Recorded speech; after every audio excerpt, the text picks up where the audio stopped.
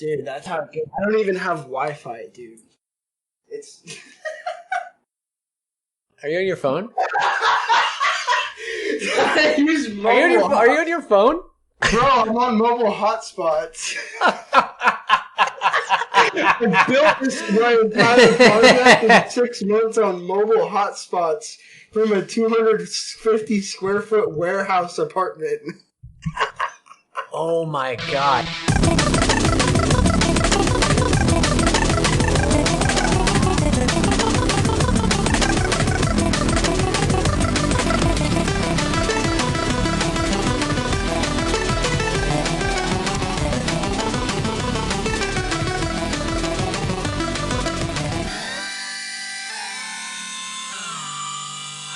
Hi everyone, I'm Kitsune. This week, I interview the infamous 0x Monolith. To be honest with you, I didn't really know where this conversation would go, and it ended up being hectic and chaotic, informative and brilliant in all the best way possible. Mono is deeply involved and has thought a lot about gamefi and the state of our community. He also has lived a life that almost sounds unreal. I mean, you'll have to listen for yourself.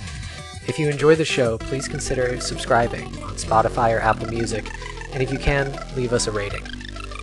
Now, enjoy.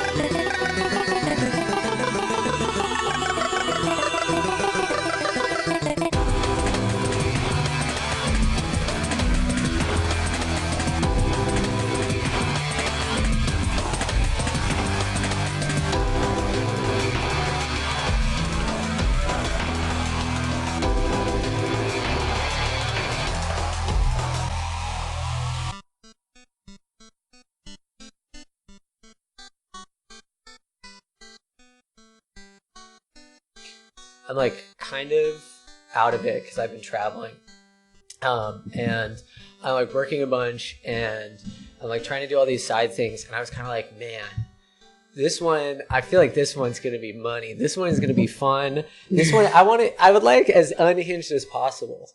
Dude, you'll get it all. I've been known to just talk without letting you get like a word in. Please, like that's the content. That's what I want. I don't want to fucking talk. And like you know, I have some like basic outline questions, but I think it's more fun to just riff because I feel like that's how we operate better. So yeah, I have like some basic ones that are kind of good starting points, but okay, we'll start with that because I'll get into the zone here. You get dude, let me send you a picture of the desk so you can get like an idea of what's going on here.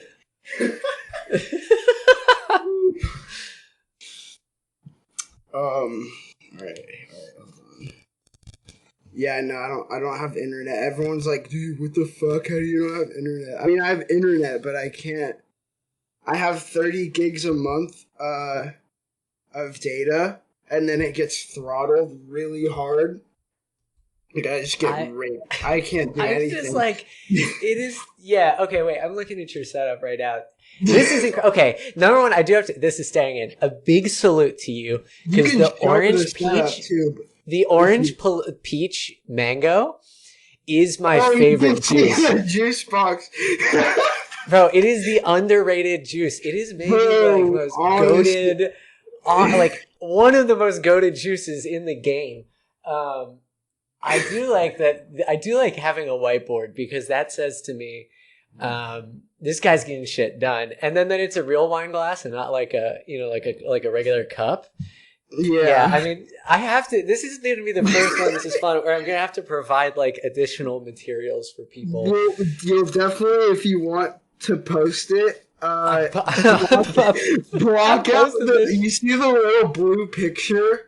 Actually, you don't have to block that out because I've already posted that before. Oh, then okay. Yeah, I think it would be a pretty fucking psychotic person that went that far. You might want to block out. Bro, board because it might have like alpha on it. Yeah, it does. Oh yeah, dude. Okay, I promise I will blur the whiteboard. Just block the whiteboard and then we're good before you. But honestly, honest to God, the V for Vendetta mask hanging is so fucking short. The what? They're like no.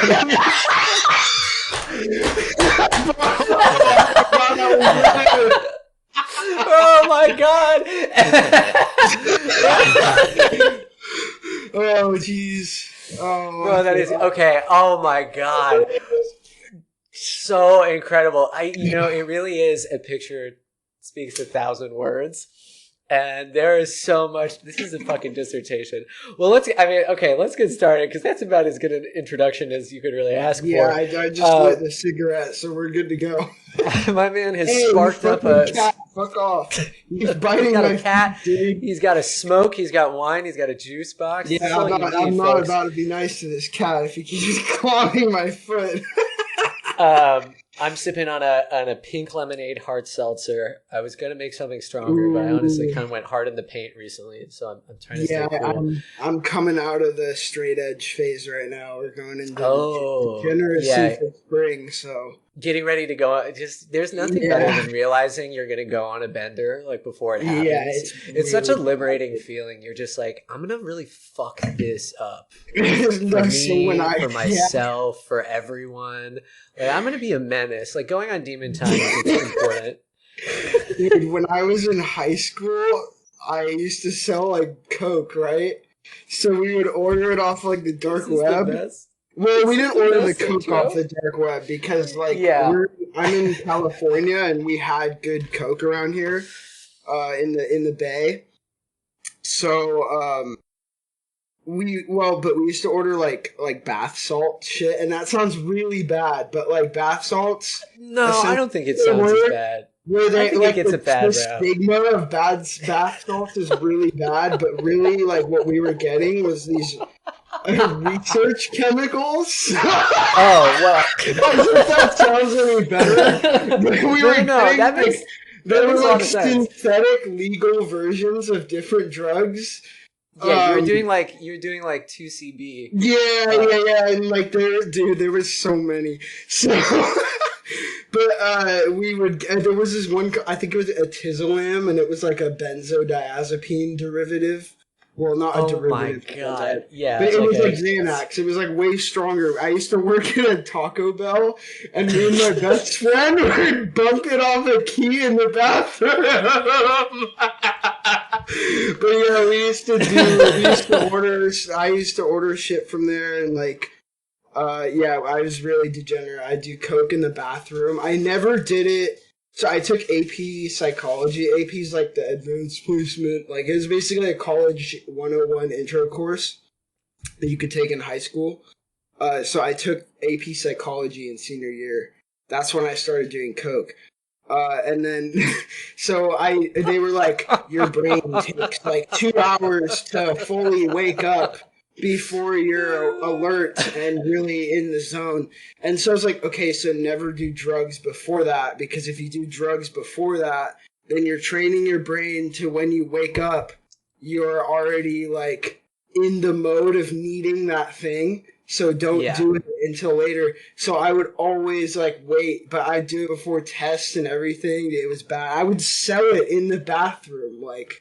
I mean, like, then you gotta know you gotta get your audience, right? That's like where people are buying. That's where they were, and that's how I learned how to, I guess, I don't know, talk to people. Because before that, hold on, let me hit this. Before that, I was a total nerd. I mean, I'm still a total nerd, but I was like really just fucking antisocial. Not because I didn't want to, and I was like, I didn't have anxiety about social interactions, but like, I just didn't know what to say. Like, I felt like I had to offer something for people to talk to me. Like, I had to bring something to the table. Like, me just talking wasn't cool enough. Yeah, you had to have something. And then I also was just like working a regular job, and I was like, this isn't enough money. And I was working at like an ice cream shop. I was like the supervisor at like 16, like doing overtime and shit. And I was selling coke out of there too. Like after school, they would come and be like they would be like, oh. And the best part is like if the feds like try to come get me, right? It's like, oh, you could be a fed, right? So you could be like, dude, come get this fucker. Like he sold drugs in high school to minors. It's like, hey, try me because my address isn't even my house where I live. Okay. People make fun of. I got a lot of flack in a group chat recently for the last 2 episodes. I both brought up the feds, and that you brought it up now. It's like 3 for 3. It really. I mean, like now it genuinely looks suspicious. Most people that talk about the feds on CT, I think, are like just making it a joke. Because, like, they've probably never done anything illegal in their lives, I would assume. But, like, and like for me, I don't even care. Like, what are they going to do? It's out of the... statute of limitations. Yes, the limitations. Yeah, it's like, what are they going to do now? There's no evidence either. Like, I don't have any of that stuff. But, like, so, even I'm joking about it, and I've done really illegal stuff, too. So, like, I'm not... Dude, I graffitied the Facebook sign on the day they got hacked and posted it the same day on a FaceDoxed account. Do you think I give a fuck? They're not going to come do anything about it. It's too expensive. Their opportunity cost for opening an investigation is leagues more expensive. Oh, yeah. You're not. It's not worth it. Yeah, they're just going to paint the sign. Like, they have a resident guy to do that. They're not going to There's a guy who's there just covering the graffiti every time. Hey, police department. Somebody pulled up in a fucking Mercedes down the road, ran down to the fucking Facebook sign, and like my car doesn't even have a front license plate on it. So what are they gonna like? How are they gonna report a black car? So yeah, like what? So like, well, actually, so hold on. That is like a good intro, maybe, because like speaking of like buying shit off of the dark web, was that your introduction? So like crypto, is that how you like first got started? Yeah. Yes. So Bitcoin was like 3K at the time. I'm not giga rich. I did not hold it. I'm an idiot. But I was doing drugs and shit, and I was like, I'll make more money 2x on Bitcoin. That's retarded. I can make 4x in fucking a week off of selling this shit. So I was like, I'll just funnel the money back in. Yeah. But yeah, so that was my foray into crypto. It was like, okay, this is Bitcoin. Oh shit, this is cool. I started programming at like 15. I was in the comp sci class, which I also cheated my way into. I wasn't supposed to get into it. They're like, do you know Python? Because the instructor was teaching Java. They were like, you have to know Python. I was like, I don't know Python, but I know about programming. She's like, what? And I just wanted her to like get me in. I wasn't even in I was in geometry, and you had to be in algebra 2. She was like, you're not even in algebra 2. And I was like, just trust me, I'll pass. Like, I'll take it, I'll pass, I promise. I talked to her for like an hour, I got in. But yeah, no, so I did programming at like 15. That was before I started ordering off the dark web. It was around the same time. And then, so when I got into crypto, I was like, oh, Bitcoin, this is fucking sick. Fuck server to client to client is way better. Yeah. And then, I didn't know about Ethereum for a while. I remember when I did find out about it, I think it was like $80 per Ethereum. So maybe if you pull up a chart, so you've been doing it for a while. I think it's remarkable. 2016-ish is when I kind of joined I was using Ethereum like early on. I remember Ether Delta. I was like 16. This is like 2016, I'd say. Yeah, like 2016 I got in. I saw things about smart contracts. I understood it, but I was doing drugs and didn't really care to I didn't see where it was going yet. DeFi wasn't a thing. Like, correct me if I'm wrong, there wasn't anything to do on Ethereum back then. What were you going to do? Send tokens? Like, there was nothing. I don't even know if ERC-20s were really a thing back then. I don't even think that was or anything outside of just another, internet speculative asset.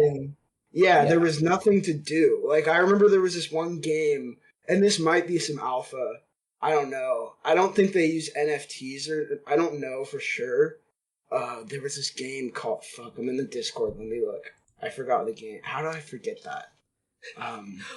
Well, while you look for it, I did have like a follow-up question. Like, do you think it's like? Do you think that was like a common entry point for people, particularly young people, like to get into crypto? Like, how widespread do you think it was? Like, oh, I literally was buying ketamine from the dark web. I don't think so, because when I talk to people on CT, I can tell that they're not from that side. Yeah, if that makes sense. Well, I think also it's like, yeah, CT is like very, you know, a lot of them are very either like ex-institutional traders, ex-TradFi people, or builders or crypto native. But like, it's funny, like a lot of like the normies that I talk to, like in my friend group around in the world, they're like, crypto, oh yeah, I use that to buy like drugs off of the Silk Road. But they don't get into like smart contracts and stuff. Yeah, exactly. Because they don't trade because they're doing drugs. And they don't build because they're doing drugs. And they don't really care to find out about smart contracts because nobody uses Ethereum to buy drugs. Do you think that original sectioned off bubble area of crypto, like Monero, Bitcoin? I mean, you don't even use Bitcoin as much anymore. You use Monero. Like, why would you use Bitcoin for that? It's even worse. You want to get fucking tracked all the way to your house? Go ahead, use Bitcoin. Do you think that like early connotation was particularly harmful? I mean, you still hear like senators talking about it when we've had these hearings recently of like, oh, like the original use case, well, not original use case, but like a really widespread use case for this was like buying narcotics on the fucking internet. Yeah, that was the first FUD I remembered. So like, I remember Elon Musk. I mean, he's the biggest shiller today in the normie market or whatever. And he used to be like, I don't think Bitcoin is good. I think he was fudding it to buy. That's what I thought at the time as well. But he was fudding and talking about that as well. He's like, I don't think this is a good currency, or there's black market, whatever. That was like pretty good Elon Musk impersonation. Elon Musk to talk about. But yeah, I could maybe do it, but not when I'm like on 3 different substances or whatever. I mean, as a person of South African descent, I've got it on lock. If I get like really fucked up, I can do it. It just comes right back out. It honestly just sounds like my grandpa sometimes. I really like doing like Irish or like Scottish accents. Like I'll talk to myself in the shower. Like I kind of you'll just do accent work. Today, so when I was a kid, I wanted to be an actor because I used to see like Megan Cosgrove on TV, like iCarly, and I'd be like, I need to get hot chicks like that. So the only way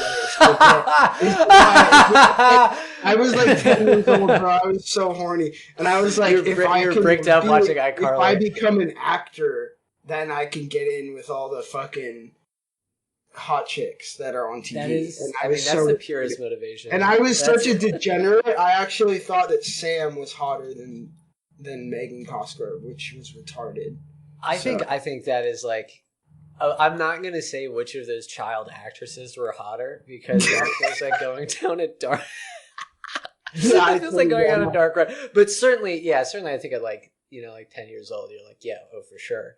Well, so you bluff your way into like computer science. You take your first look at smart contracts. The utility isn't there yet, but you can recognize that there's possibility. Yeah, I remember watching Ivan on Tech. Before he was a dirty shill. And so his stuff was cool. But I was like, I don't get this. I don't even know how to sort through an array yet. Like, I don't even know what recursion is. Like, I have no idea what the fuck this is. And I just wasn't... I was wrestling at the time, too. Like, for the school. Like the sport, like wrestling. That shit I've heard of wrestling. Dude, I did not have time to fucking think about... Like, you go to school 8 hours, then you get off, and you go and do wrestling for 2 hours or 3 hours, and you're all fucked up. Then I would work, too. Like, 6 hours. Because the ice cream shop closed at, like, 10. Something like that. It was, like, 6 hours. I love that it keeps coming back to the ice cream shop. But yeah, I did not have the mental capacity to like Yeah. dive into and like autism on smart contracts. So I just didn't even pay attention to it. I didn't even touch it until 2021. So that's Okay. when I Yeah. joined CT too. Because my best friend was like really in crypto too, but for in like 2020, I think Bitcoin was like 20K when he was in it, or like 15 or whatever. Um, and so like I was in touch with him, and then we like started talking more again because he like moved away, and then that's when I really got back into it and was like, and then I really started discovering like what crypto had. But before that, it was just okay. This is cool. I have some Bitcoin, but I don't really know what to do yet. And then I just kind of like walked away between 2018. Where Bitcoin was like 13K, and then it popped up to like 18, I want to say, or something. And then it just fucking got nuked. And then I just was like, I didn't leave because of the price, but I was just like, there's nothing going on here. Like, I don't see anything. And all I had was like YouTube and like 4chan, like /biz. I was like, that's where I got into crypto too, is like, I was on Biz, like in 2016. So like, that's where I got my crypto, like, perspectives from. And you can probably see that when I tweet too. Like, some people didn't come from 4chan. And so they're like, dude, why are you being creepy? And I'm like, I don't know, dude. This is just how I like learned how to talk. I don't know what the fuck you're talking about. Like, this is 4chan and stuff. Like, isn't that where you guys are from? They're like, no. I'm like, No, we're not. Oh, what? Okay. Because I remember back then, it was like they just became millionaires off like Stinky Linky. Like, yeah. And they were like, I just made 10 million and I owe 100 million in taxes and I still have no bitches. I'm gonna kill myself. Like, that was 4chan Biz back in 2016. Like, nobody knew what to do. And shit coining back then wasn't ERC20s. So you had to like find it on some exchange, get rugged. Yeah. There was no liquidity. Like, I was trading like my couple $100 in Bitcoin in class on a laptop because I stole the admin password with like some inspect element bullshit on their computer. Like, I did this for my grades too, so that I could trade more instead of paying attention in class because I thought the shit they were teaching was stupid. But in junior year, which would be, I don't know where you're at, but like whoever's listening, like that for America, that's the like third year of high school. So I was in the third year. I was like, oh, I can inspect element. I literally went up to their computer when they went to get coffee, the teacher, and I went on and I knew their dumbass had the password saved. That lazy fuck is not gonna not save the password with the black dots. So I went on there and I inspect elemented on the computer, and I changed the text on the HTML with the developer tools to show me like what the password was, and wrote it down on a piece of paper. Went back to my desk, put it in the computer, went on the admin Wi-Fi, and then I also could change my grades with the same password. So I did that, and then I was like trading Bitcoin. That is an incredible, like, that's like extremely like funny and like in a microcosm is like kind of a meme, but it's also like really ingenious, right? Like, it's like that is probably more the attraction to like crypto for a lot of people than not, is like they were smart in a way that they, I don't want to do I was not, and technically savvy at a time where no one else is. Can I ask, were you at all successful in your trading? I made some money, but I just kind of quit. I don't think I really lost much, but there was a time, this is where I think I stopped. My friend was like, and it's never good when you take like betting, like when you get confidence in something on an investment from a friend, because then you don't really have conviction. I remember buying Stellar, like XLM.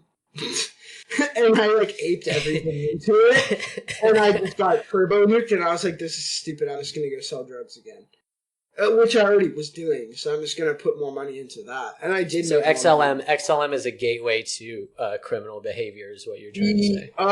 No, it was just something that it was. In that sense, yes, it was.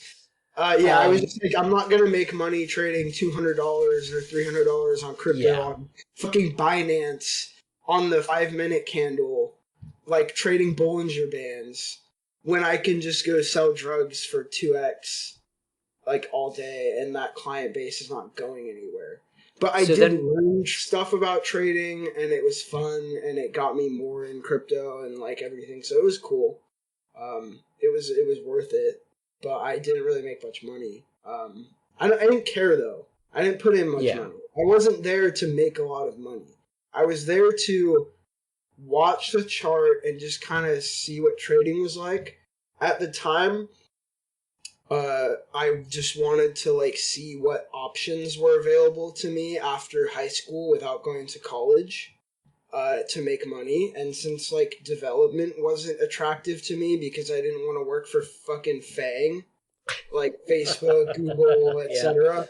I didn't want to do that. I didn't want to be a fucking full stack UI, like social media value extracting, like psyoper, getting kids to like use addictive platforms. I wasn't.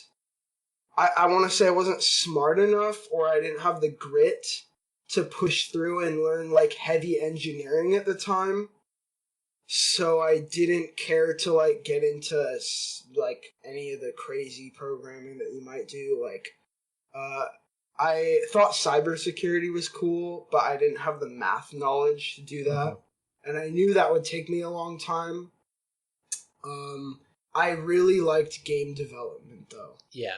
I didn't do it for a while, but that was my big project at the end of the year for comp sci. Was we had to make a program, and most people did like WebSockets or like some weird shitty text game, but I had like this brand new idea for a new type of game. Well, not really new. It was like a turn by turn. It was like a rock paper scissors derivative thing. It was cool. I did do that, so I like game development. But yeah, I didn't definitely. Yeah, back to the question. I didn't trade to make money really, and I did make some, but I think it was just luck. I wasn't like particularly knowledged on trading. I literally just popped the Bollinger Bands open and just bought the support and sold the resistance, and then until that was it. So like now, like coming back into the space in last year, right? Like, and we've talked about this not on the podcast before, but like, you know, like gamefi is where your eyes are pretty much firmly fixed, right? Like that's like absolutely, I wouldn't that's really your waste focus. time on anything else. I think that's the next thing. Well, I think that's interesting. I kind of like, I have really mixed. So a lot of my day job is actually around GameFi things from like a corporate and institutional level. So I spent a lot of time thinking about it. I love video games. I feel like everybody fucking obviously on crypto Twitter probably loves video games. Probably playing Elden Ring right now while they're listening to this. But like, it's so bad. It's but like I have like really two thoughts about it, or like two bifurcated thoughts that I feel like you might be interested, like an interesting person to get a hit on. So like, from the way I see it, there are really two directions that quote unquote GameFi is diverging right now, and one of them is this like homegrown crypto pay to earn ecosystem that we're seeing prop up, right? Pay to earn, as in like play to earn, the P2E. I'll go off on. Well, so then the other, so like there's one side of it where like these games are popping up that have their own like tokens, somewhat deflationary mechanics, maybe governance tokens, like things like Star Atlas, whatever, with their two system. And then the other side of it, right, is what I like to think of as the corporate side, right, where you have established video game companies who want to get into the space, but all they want to do is essentially interact in like a cosmetic or commemoratory fashion, right? They just basically want to sell NFTs. So obviously that one is bullshit, and we aren't going to really talk about, because that's just like, yet again, it's no different than any IP holder. It's no different than like Marvel wanting to make money off of their extant intellectual property and then selling it in a game. They just want to sell you, what is it back in the day with Oblivion? They want to sell you horse armor, right? It's the same shit. Mm-hmm. But the crypto side of things, like that's much more interesting and obviously like aligned with what we're doing here. Like, what is the state of play right now in that world as you see it? Like, do I think the games are good? Well, I guess that's the question, right? Like, I was gonna say, like, I don't think any of the games are good so far, No, right? they're Like, horrible. They're garbage. they're all shit. One So, of like, them. are we really in that position where all people have done is just made a speculative asset? I basically, someone said it once. What is it? A fucking graphical interface for farming, right? Like, that's all it fucking is. So how do we get out of that? Where do we get away from that? So I think the builders have their head up their asses, and I've talked about this like many times. Like, I have a couple threads on this, and usually what I'll do is I'm in a cringy way, I'll like tag my own hashtag that nobody else uses, called Occupy Gamefi, and it's like got all these like tweets regarding that topic. So for anyone listening, like, go check out my cringe by searching that, and you can like see the same things in a text format. But basically, I think the builders have their heads up their asses because they're so used to crypto having these ridiculous valuations, and they're in this like echo chamber tunnel vision where they see, okay, you make play to earn, that's the only thing that exists. Crypto is this is my impersonation. Crypto makes games better because we have tokens, and now you have assets represented as in-game. I hate this. In-game economy. If I see a project like claiming MMO or in-game economy for their like big thing or whatever, like, I'm instantly turned off because... Well, and I think like a big part of that is like, look at New World, the Amazon MMO. They had just like regular. So it was a mediocre like MMO. They ran into such a real-time in-game crisis with their fake gold that the entire economy tanked, and they had to like roll back the servers. And that's just with fake gold. So all of these like mechanisms that people are then applying to like their like crypto MMO or whatever with their economy, it doesn't even work with fucking fake gold, right? No. And Amazon can't figure it out. Yeah, exactly. Yeah, and it does crypto. Here's the axiom. Here's where the root problem is. I tend to look at first principles things. That's why I might seem like left brain on a lot of things, because I try not to like complicate topics. Yeah. Until I've become the expert on it. But this is something I think I know well. Is like the axiom seems to be they're building, well, it's not the axiom itself, but like the approach to which axiom they're trying to build from.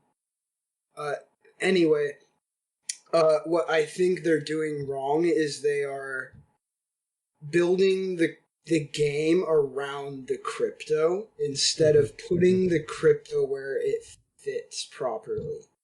So crypto is not a tack-on aspect or technology that automatically improves something. And that's the belief that they have issues with. And I think that you can sell that narrative really easily with the WAGMI P2E bullshit, but it doesn't work in the long run, as we've seen with Axie. And Axie has been building for, 2 years plus now, maybe 3. They didn't get it right. And you can say, Monolith, you're retarded. They got it right. They're at 30 billion. Are we going to say that Hex and Pulse Chain got it right because they're at like 300 billion or whatever? Yeah. The financial size of something does not like prove its engineering success. But we know like the thing is like, okay, you can build the game around the crypto, but the game is the product. So if the game sucks, right, does is the it actually crypto fun? make it better? No. And the other thing is like, okay, well, we can have an in-game economy, blah blah blah blah blah. Look, I've played fucking countless MMOs or whatever. I've played so many games. I don't want to fucking sign a transaction or pay a gas fee every time I swap Totally. the Sword of Avalier for a helmet of the General. Like, fuck off. Yeah. That's not worth that's it. crazy. It's not. I don't care. I want to play the game. The game has to be good. And then Silico has talked about this before, and I completely agree with him. The game should be good. Crypto doesn't make the game better. It just makes, like, maybe you can sell your items for cash. Okay, great. You can do that with RuneScape, can't you? You can sell your gold for cash on, like, some sketchy third-party website. Well, yeah, but also, it's not even that it doesn't make it better. I think the reason why it's incorporated is so naked most of the time, which is that the developers see a way of enriching themselves. And that's a pessimistic point of view. But if you tag crypto onto your game, your allocation, whatever you were vested or how, whatever, it's crazy. It is like inside baseball, and the one thing, like, the traditional video game industry is terrible for any number of reasons. And we've seen that in all of these lawsuits, but like very rarely do you see a video game where you are incentivized to shoehorn a part of development to boost the value of your long-term equity in it in such a direct way, in such like an obvious way. And just to your point of like, you can go sell your items on RuneScape, like something I look at a lot and I talk about a lot is EVE Online. Because I really think EVE is like a proto example, right? So EVE has the Guinness Book of World Records for the most expensive battle in a video game ever, because $600,000 real dollars get lost. Yeah. They, in essence, whatever, I think it's Plex or whatever that currency is, without, the blockchain technology behind it, is kind of like a cryptocurrency. And they've been running an economy around it for like 10 years. Yep. Exactly. You don't need crypto for that at all. I think it's unnecessary. So then if we take that off the table, right, like this idea of like whatever in-game gold has to be crypto, or that there has to be some earning mechanism, which in the long run is a zero-sum game, just like almost all farming. It shouldn't be this positive sun wag me play to earn thing. It doesn't make any sense. No. So what is the crypto then? Will show you that in half a second. The Tanstoff will, like, I'm not gonna harp on it for too long because I'm sure people know what that means. There's no such thing as a free lunch. You can't make this positive sum, like, dream thing. And if you want to sell that narrative and grift, like, go ahead. I'm not gonna morally enforce you to do like the right thing. Like, do whatever you want. I'm not like this moral person, but like, I don't think it's gonna work in the long run. I think your expected value is better if you just make a zero-sum game and tell people the truth that, look, this is like real life. You will lose if you suck. That's the end of it. Like, and to the point about like EVE, like that's such a big part of it. It's like you will lose things that are impossible to replace if your skills are bad, right? Which I think is a key part of it. So so then if it's not tokenomics, it's not the Ponzi, whatever, where is the crypto solution in video games? Why is GameFi so compelling to you? So this is where I'm gonna shill. So Feel basically free. So play to earn is broken. I've seen many people try to shill me in DMs because I talk about GameFi. Like, I'm gonna do the impersonation of the reply guy. I'm not shitting on you, reply guys. Please keep sending me the links, but I'm gonna tell you if I like it or not, and none of them have been good. Here we go. Monolith, have you seen this new one? I think it's gonna solve play to earn. You can't solve play to earn. What are you gonna solve physics? Like, what? What the fuck are you on about, you fucking schizo? This is not gonna work. Like, okay, here's the idea. This is play to earn from my perspective. I'm probably not the best expert on it because I don't even want to waste time studying it. This is my impression of play to earn so far. Okay, you can play for free. Or no, you generally don't play for free, actually.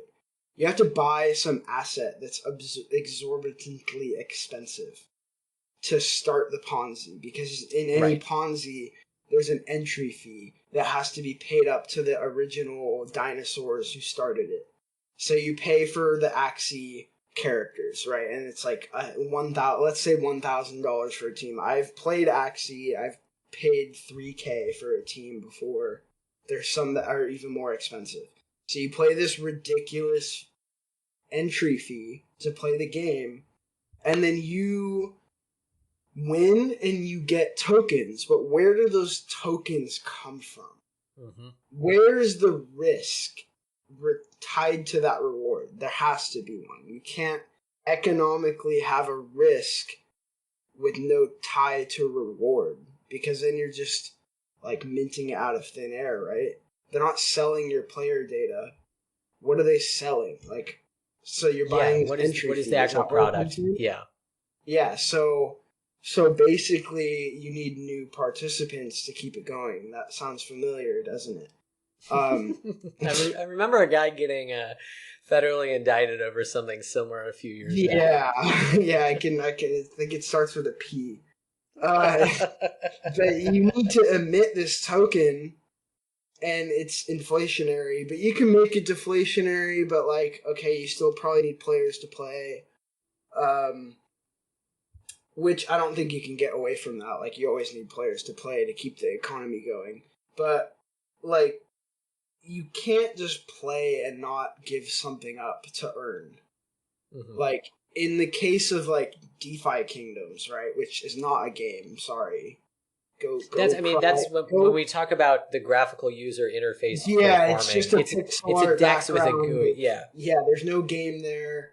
There's not. It's akin to like 2007 or whatever, like mobile games, like Clash of Clans, but remove the actual clashing of the clans, and you're just like pressing buttons to get your reward. In the case of DeFi Kingdoms, you have to buy a hero. I've seen, I'm not going to name names because I'm not trying to start a fight, but I've seen people say that this on another podcast that it's like World of Warcraft. No, it's not. Stop shilling your bags. No, it's not. Not at all. Go cope and seethe in the corner and just be rich. You don't have to fucking shill to get more rich. You fuck. Anyway, so you buy this hero, and they lock your LP rewards, right? It's the lock jewel thing. I forget the ratio. What is it, like 90% of your rewards is locked.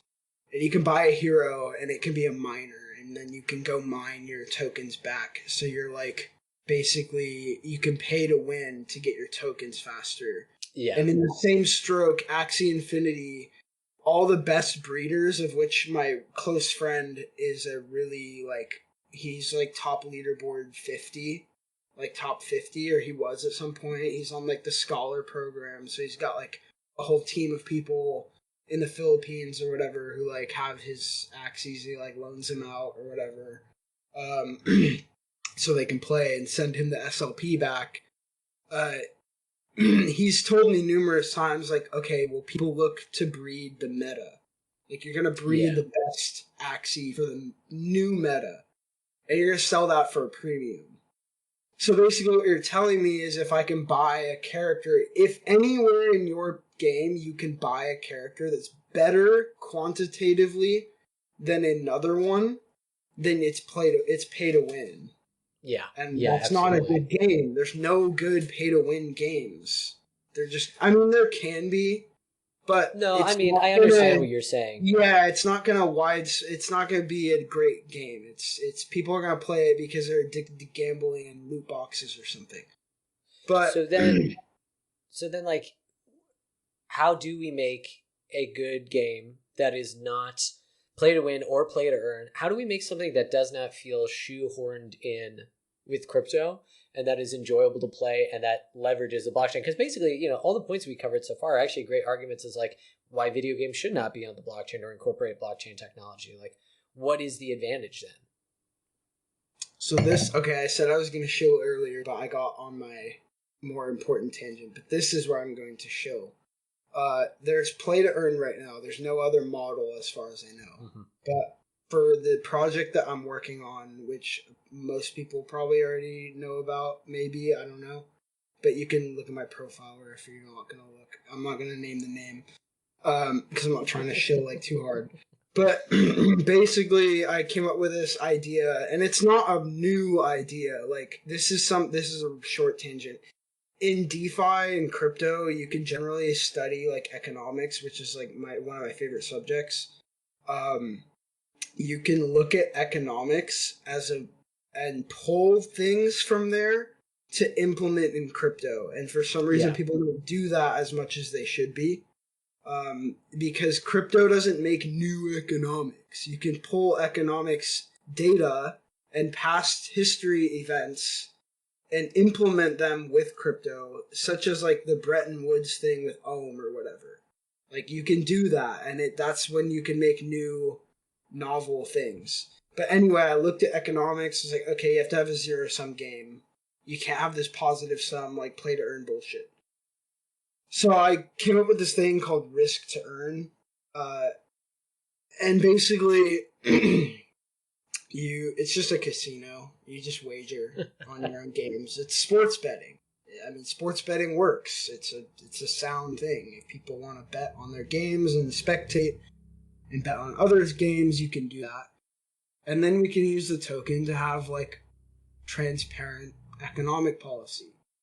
So that's where you can use a token. Because what, are you going to use cash? Are you going to use Venmo payments or something else? No, crypto works for that. So you can use crypto to handle this like wager currency. You can burn it and have like a reflexive supply or whatever. You can mint it. Yeah, that's a novel solution. I mean, and people are talking about, I mean, you know, in a bigger sense, like almost everything we do in crypto is risk to earn, whether it's like direct trading or whatever. Yep. So that feels very intuitive. Yeah. But when you apply it with like objective skill, like if you're good, if you are confident in what you're doing in the game, then it changes, right? You're making an informed bet. You are putting something on the line to attest that you are indeed good at this. And that if you are demonstrably skilled at it, you should be allowed to like wager and risk off of that ability. And it's a meritocracy in that way as well. So that's even better. But yeah, you can risk your tokens on your match. I think we're going to be able to do it. I don't see any problems right now, or these ones that we can't solve where you can spectate on another game. Some people have been like, well, can't they like forfeit the match on purpose and this and that? It's like, yeah, but they're still risking tokens. So I don't know. We'll figure that out. But at the bare minimum, we'll do so you can bet on your own game. And then there's a problem with smurfing and like matchmaking, but like that's kind of always a problem. I'm sure we'll be able to find a solution for that. We have some ideas I'm not going to expose. Not that anyone's going to do it, but I don't want to like expose it because I don't know if it's a sound solution yet or not. But there's smurfing, matchmaking. How are we going to handle the skill-based matchmaking? Because that's always a problem in games. People can queue up a new account and come in and smurf people. Maybe you can bet based on, like, well, I'm not going to limit the bets, but maybe you can see how many matches somebody has, and then people will funnel towards, like, some standard deviation, like, middle of the curve, where, like, okay, they have this many matches, that means they're probably not smurfing, so I'll bet heavier here, because I don't think they're going to, like, spoof their skill against me. And that's not a crypto-specific problem, right? Like that's everything. That's professional StarCraft 2. That's League. That's Dota. You know, that's exactly. That's not a crypto. That stays happening. Yeah. So I mean, you know, so then like, you know, this idea of risk then, like, you know, is what do you know? I guess I don't want to like get too much, I guess, into your like nitty gritty or like blow up your spot, but like, is you know. What you're moving towards is essentially almost like, you know, like, betting on a fight where the fighter can also bet, right? Yep, exactly. Yep. Very cool. So then we can, and the game is free. You don't need an NFT to play. Because we want you to practice. You don't want to pay to play. What the fuck is that? How are we going to get, and the thing is like, okay, if it's free, we won't make as much money up front. That's fine, I don't care. But if it's free, then we can reach like Fortnite status. I don't see why we couldn't. I'm a boltard on our own game though, and I'm probably biased on it. I'm definitely biased, but like I also know the most about it, so maybe it's justified. But I think we could get to big status where normies will play, because all of the people I know, I'm 22. Are my generation? I don't know what age you are. Doesn't say. I'm a bit older than you. Yeah, so like the Zoomers get into crypto a lot now because of gambling. They're just playing casino, and the house always takes their money. The fucking Plinko. The Gamba streams, bro. The falling ball shit. That's just a normal distribution curve. Yeah. So if they can play, let's say Fortnite, which is already free, just has cosmetics for their marketplace. If you could play that free and bet on your own skill, I don't see why we can't become really big with the normies. So we'll make it free. I don't care about the money so much. I'll make enough. I don't really give a shit. It's not about that. It's about like changing gamefi, because if we do that, then like that's where the real yield is from. Like, you set a standard. You set an industry standard. Make it better. Like I don't want people. Like I said, I'm not like a super moral person. Oh my god, we have to save the people. Like no, I mean if they're stupid, and they're gonna buy stupid things, and stupid does what stupid does. But if we can make it better, then that's like a monopoly anyway. So yeah, it's advantageous, right? You're a market leader. That is a positive sum, because people will have a better game, a better system to play in with a meritocracy, and we get rewarded for that. So it's like, why not? It's a win-win. Something that you like said back there, like you got to buy, this hero in order to play. I have a lot of friends who are in Star Atlas in as much as you can be in its current incarnation. And like, there's a bunch of reasons, like, I'm not here to shit on it. Why I just don't think Star Atlas exists. I don't think it's a game. I don't think it's feasible. I don't think it's ever going to fucking come out, et cetera, et cetera. So. But one of the things was I was watching people queue up to buy a $3,000 ship for a game that it has not come out. And I had this moment. I was like, well, number one, let alone the product not being out, like if you can just go ahead and buy by means of capital, like this single most advantageous thing for you, what am I going to grind it up with? Like, I mean, I guess it's also funny. Like we literally don't know the mechanisms by which to play, earn, or do anything. So like, you don't even know like how big that advantage could be or how massive, I kind of equate it to people like, wow, you're buying like a pre-leveled account, right? Or you're buying like a gold farmer. And we see that as fundamentally like disingenuous and shameful. So why, but in crypto, it's like, wait a minute, since the whole thing is transaction and economy based down to its like our ideation of it, it feels acceptable to buy a $3,000 investment in order to play a game where you might make more money off of it. I mean, it kind of flies in the face of the egalitarian nature of crypto to me. Yeah, it's that whole NFT, like, oh my god, I'm speculating this could be worth. They think they're going to make money on it. And that's kind of where it begins and ends. Which is fine. Like I said, stupid does what stupid does. And if they make money, that's great. Like, oh, I'd rather profit than being wrong. Or I'd rather profit than be right. Like, okay, that's great. But it's not a good game, and it won't last. So that's not like where my vision's at. And I think I've seen the Star Atlas demo or whatever the trailer they put out. It was like a Unity, like they bought a Unity pre-rendered Unity fucking and it was like some fucking humanoid like rig that was just walking around like really tweaky, and you couldn't even do anything. It was like 17 seconds or like a minute long of this thing just walking back and forth. It's like, okay, you just spent $3,000 on this. Like you're probably not that smart, or you just thought you were gonna make money on it. But like, I don't know. Yeah. Well, that raises an interesting point. Like, what happens then in some future where the established video game companies, like the people who make really good games, what happens when they decide, okay, we're not just going to do the NFT cosmetic thing, but we literally want to make a profit generating video game? Like, is that like a great end goal where, like, I don't know, someone who's really good, like, I don't know, like Square Enix decides to make a game not with your model, but with a similar model, and they're not doing like an in-game economy, but they're making like a token wagering, or there's a skill-based element to it. Is that like a dream, or do you think like can that ever even happen, or are they just too fixated, right? Yeah, I think profit motivates people, and the market will move in as a whole towards where they can make money, as the past of economics has shown. And so I think they'll do it. I think the thing is they don't understand these things yet. They're still learning. And that's why we see these big brand name. I talked to somebody who works for like, I think it was Wells Fargo, and they were like, let's drop they were like, my company's talking about NFTs and I'm in charge of researching it. They didn't even know what an NFT really was. Yeah.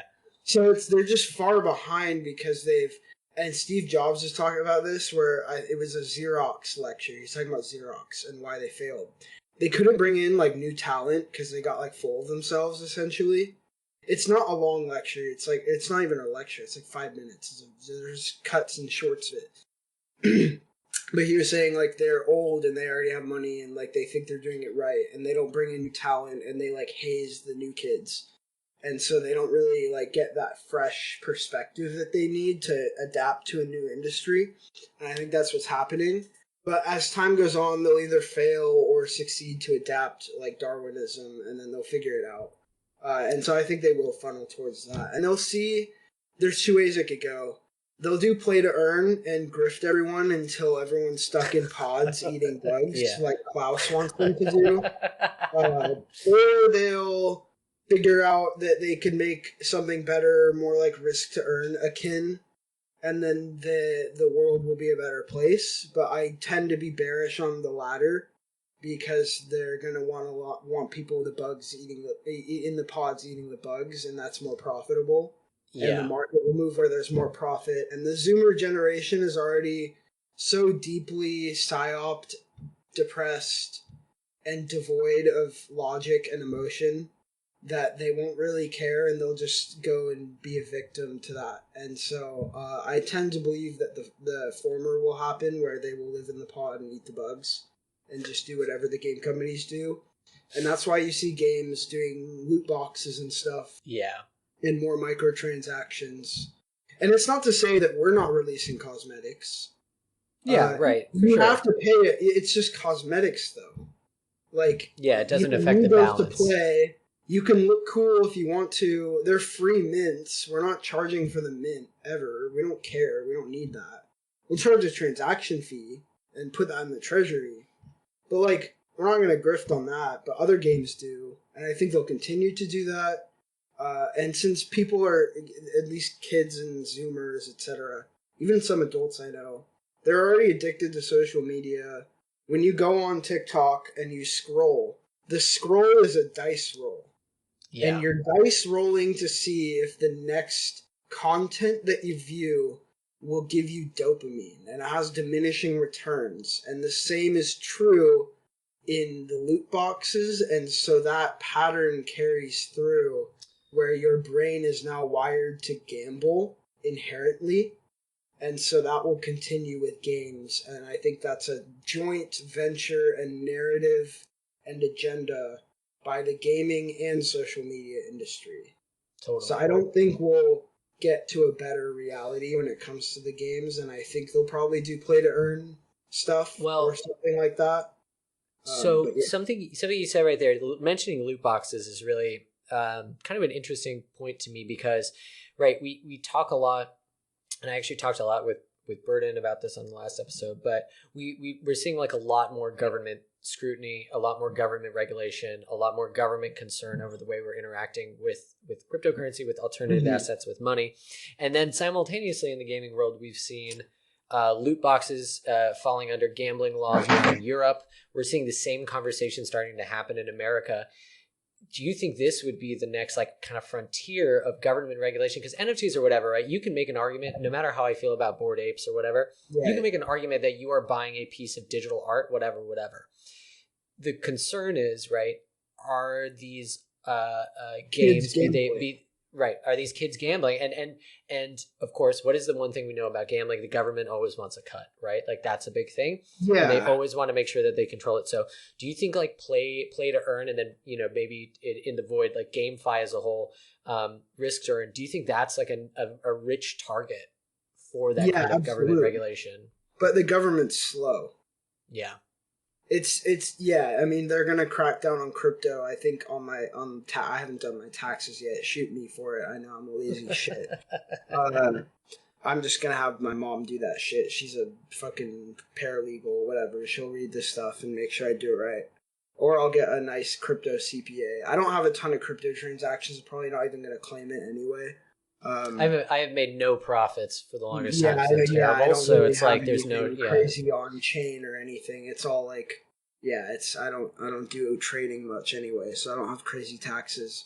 But I think that they will come for it as they've come for crypto. And hey, do you hold crypto or do you have crypto? Like on the tax sheet now, supposedly that you have to say they have. It's expensive to analyze like on-chain stuff, and they're not going to do it because they have to hire a firm and do a subcontractor for that for each case.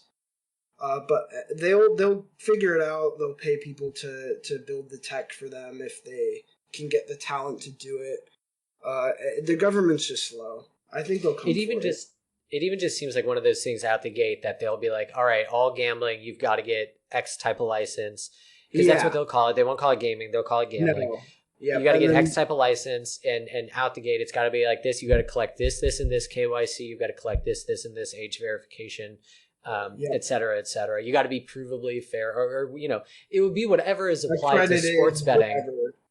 Yeah, yeah, exactly. So we have like a business developer who's really not like crypto native on our team.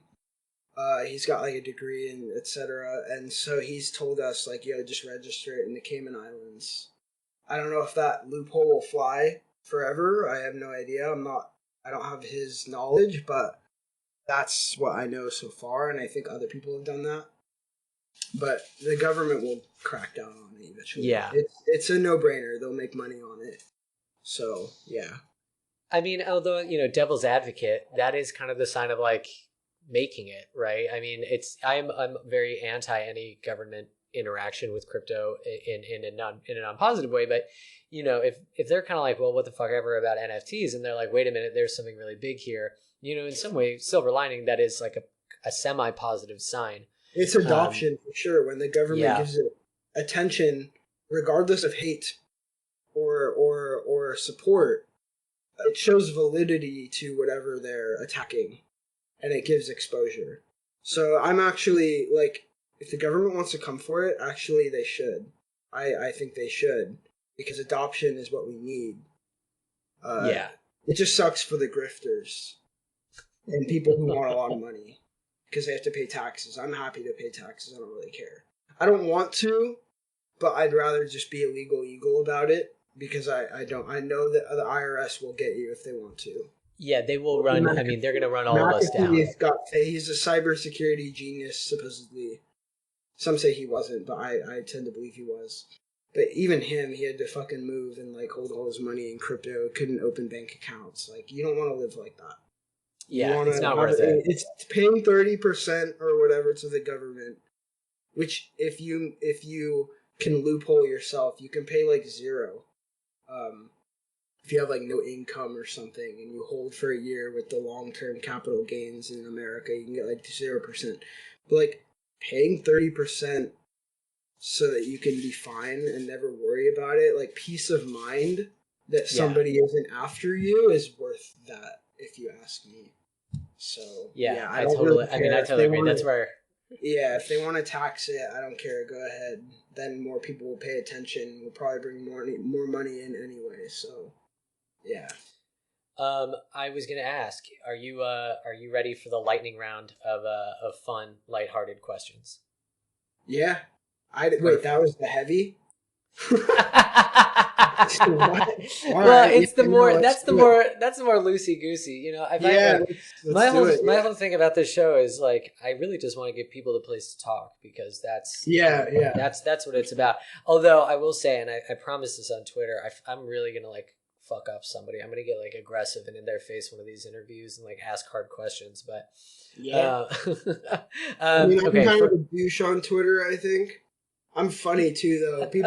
The thing is, if you interact with me, I'll be a douche. But then if you like beat me or whatever, then I will like. If someone out douches you, if they have fuckery, I will visually like put up something that says, "Okay, you got me." Like, but most people don't want to go through doing it, and so they just put me off as like, "You're a douche." It's like, no, if you like actually play the game with me, then I'll lose. But like, most people. Hopefully. This interview will dispel that notion for a lot of people. Regardless. I mean, I don't care too much what people think. I hope it does, because then they would maybe know more about me and then wouldn't see it, and then I wouldn't occupy free space in their mind. that I Live don't their living there I rent don't want free. free rent in their head. Yeah, I don't need that. And I hope that This is one of your Zoomer if for anyone's sayings. listening, I hope I don't occupy free rent in your head. Some people want to because they want to trigger people. I really don't. I don't care to do that. I don't watch TV. I don't really play video games because I don't even have Wi-Fi. I'm disconnected from that. I don't talk to people or go out. Not that I'm not social when I want to be, but like I don't care to like cause people issues. So I hope that does dispel that. I Anyway, think that's clear here. Yeah, let's lightning round it. Okay, first question, pretty simple, pretty easy. Where does the name Monolith come from? Why did you pick it? So I saw. Okay, well, it didn't used to be Monolith. It was something else before, but it's one of my favorite words, and it's so some other variations I was gonna pick, or some other words I was gonna choose was like anomaly, but I thought that was too like pompous. But basically, what it means to me is like, okay, I'm this retard, like random thing that showed up. And like a monolith is like this alien fucking structure. It's like most people in my life have viewed me as this like black sheep that came out of nowhere, and most of the things I say are deranged and like cryptic or out of like some weird other reality. Like even my mom was like, "Your view of reality is so distorted." So I've just been like, okay, I'm gonna pick a word that is like anomalous in nature, and I thought monolith was a good one. I don't intend for it to be interpreted as like a large thing where it's like this ego thing. It's like, oh, monolith is huge. Like, I don't want that to be the case. I'm a 5'9" manlet. I don't want to portray that. It's more so like I say things and like you can listen to it as if it was like some tower speaking random Aramaic language that doesn't make sense and will probably drive you insane. And it's constant, much more. It never ends. Like like when you walk up to the alien monolith, it's not like it only speaks during these hours. Like it's always posting and being retarded. It's it's more 2001 Space Odyssey style monolith. And like I don't. Sometimes I don't speak others' languages. Like. And I also don't really have much emotion, so I felt that a structure, like an architectural object, would like portray that. Where it's like I'm not really like very human in my mind. Like I'm very cold, very like I try to be I think I'm logical as much as I try to think that. I can't like be ignorant and say that I am for sure because I don't know for sure. But I'm not very like emotional. I tend to just say whatever, very blunt, like a cube, like a giant rectangle that appeared on a planet. It's like what? Yeah, like, what the fuck are you on about? So yeah, that's basically it. That's that one. Next one. Who is your favorite poster on crypto Twitter? Like whose tweets just make you light up every time you get the notification, or who do you think is just like the best? So I'm going to answer that question in a different format, and I've talked to Bollinger Beans about this. His question was, who do you respect or like look up? Well, no, it wasn't respect. It was who do you look up to on Twitter? And I've never in my life looked up to anyone else, which is odd. Even my own dad, really. Like, I just thought that was stupid because you should, like, if you look up to someone else, you're looking at it from this is my rationale. If you look at someone else externally, like you're viewing and observing them from external, because you're not them, so you can't view their internals. Like you're getting a half-assed version of what you think they are, and you're assuming things. So it's better to just internalize yourself and know yourself and use your own intuition. To become who you want to be or whatever. I did say like, oh, okay, I very much respect like the people who work on like great DeFi projects, etc. I think there's Like, I don't really pay attention to traders. Not that I don't think they're like smart or something, but it's not what I do. I will do it at some point, but I don't really like look up to them whatsoever because I don't know if they're good. I don't know how to. I can't act like I can interpret their information rationally, so I'm not gonna try because I'm not there yet. Um, that's that. I guess that answers your question. I like to talk to Fox a lot, Exalted Yeah. Fox. I talk to Beans a lot. There's a couple others as well, but those two I talk to the most. So I guess like maybe they're my favorite because I know them the best. I think like from any other person, but that's pretty much it. I don't really like interact with people intimately or anything. So I guess maybe they're my favorite. I don't really have a favorite. If I was to pick a favorite, I'd be doing people I haven't discovered yet a disservice. But yeah, I kind of answered a different question there. But I hope No, that's good. That's a very like nuanced response, which is also kind of the point of the question, right? It's just asking and answers it.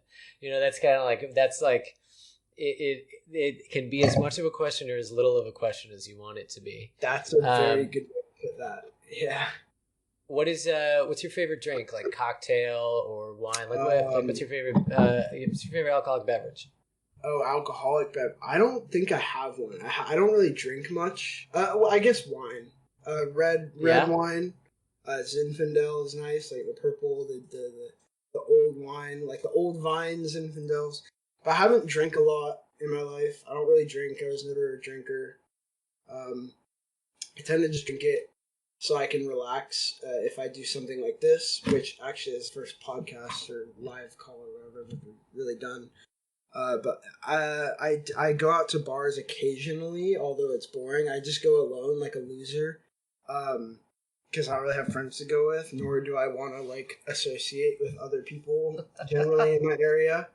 Not because I don't like them, but it just changes the chemistry of like. I kind of just go and sit and observe and like just act like it's a theater show that I'm watching essentially. Like, oh, the guy just took his shirt off. This shit is hella funny. I don't really like go and party much, and not that I wouldn't. I mean, I told you I used to do a lot of shit back in high school. But nowadays I don't. So I don't really have enough of a taste bud for different drinks, so I don't have like a favorite. But I will drink wine. I won't drink wine at a bar though. So I don't know. I will say this, like having been a bartender for a very long time, like the solo guests that come and sit at bars, like were some of my favorite guests to talk to. Yeah. For the purpose, like they were doing almost what we were doing, which is just like, observing people, watching the show, like getting into it.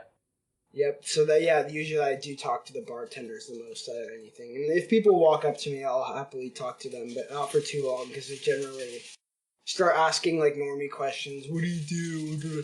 And, this is the funny thing. I always see people coping about telling people what to do on crypto Twitter. How do you tell them you're in crypto? Dude, you're not in crypto. That's not your job. Right. Your job is like you trade. That's how you make money. Or you develop or something. Or you write articles. Tell them that. And then you can tell them the topic is about.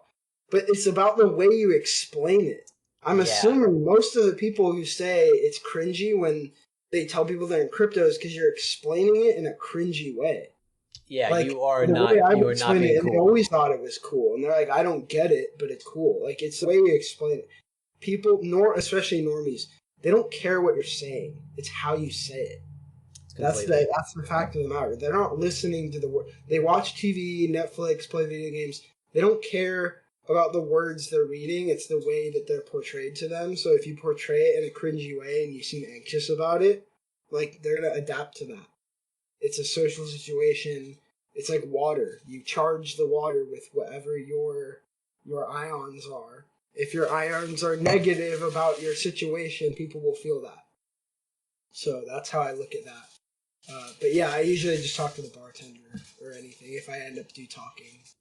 Go on Twitter and shit post because it's fun when I'm under the influence. But yeah, I think it's another very good answer again. Last thing is are there any shills, plugs, shout outs, teasers, anything you want to give our audience, something, any last note you want to leave them on? I don't want to shill too hard. I don't know, my project's launching. I'm not putting out the launch date. I want it to be a surprise, but we're launching this week. I don't want to hype. I don't like hype. I want to stay away from hype. I think it's bad for a project. We're launching this week. You'll probably hear about it from like me if you follow me or whatever. Yeah, so that it's been like 6 months, which is way too long to work on what we've been working on. But there was a lot of like bumpy road stuff. Half the team left at one point. We had to adapt to new. We weren't originally gonna do a whole game. There's a lot of things that changed. Ideas change. You have to reprogram for this, reprogram for that, scrap the old stuff. Whatever. It took a while, but it's my first project that I've been leading really. So that's been fun. I'm gonna move to Miami. I think I'm gonna buy a boat and live on the boat until I find. Yeah, man, that's awesome. Yeah, I'm gonna enjoy my life a little bit, but I can't take too much of a break because I have an obligation to the community to finish what I'm working on. So I do need to finish that, but I'll probably take a break after for like a week or two or something during like Bitcoin Miami at the end of the month. I think hang out with maybe some CT people that I've talked to and I like. Yeah, I don't really have any other things to say. Something cool I do. I do want to put this out there. It's in my bio, but I'm assuming most of you skip past that because nobody cares and you probably shouldn't care. And I expect you to care. But I do art for my main hobby. Like I draw and I paint like oil paintings and acrylics. And I draw with like graphite pencil. I can do like some digital stuff, but I'm still learning a lot of Photoshop tactics because there's a lot to learn there when you're trying to emulate physical styles onto digital. I don't do anime yet. I will do anime though. But basically what I want to say is you can, if you want, I will do art for you.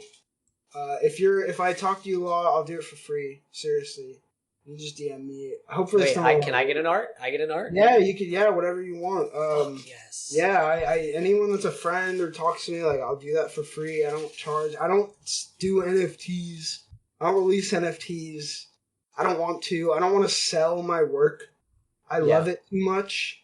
I just like to do it because I like the person that I'm dealing with. Or if it's for my own project. Like for our game, I did and am going to do all of the pixel art and I do all the animations because I enjoy it. But yeah, if you want me to do memes especially, like if you need like a Pepe meme on the fly, you're the I'll guy. do it in like 5 fucking minutes. Yeah, like any propaganda that you want, I will do your entire campaign just to help you out because I enjoy it. It's not hard for me to make them. It takes me like an hour to make a couple memes, like, and they're usually pretty good. So whatever you want, yeah, I'll do those. I don't do anime yet, but I will. I'm gonna learn how. I'm an anime noob. I've only seen like half, or not even half. I've seen like 10% of Naruto. I watched Death Note. But if you want me to do anime, I'm learning that soon. After I can take some time to do that, and so I can do that as well later. But yeah, this is my new thing. I'm just gonna solicit. Solicit shit from my guests. I'm gonna be like, you want to make me some art? Just share that. Like that's my show. Like I'll do art for you or whatever. So yeah, that's because I enjoy it and it's fun. I like to share that with people. So yeah, awesome, man.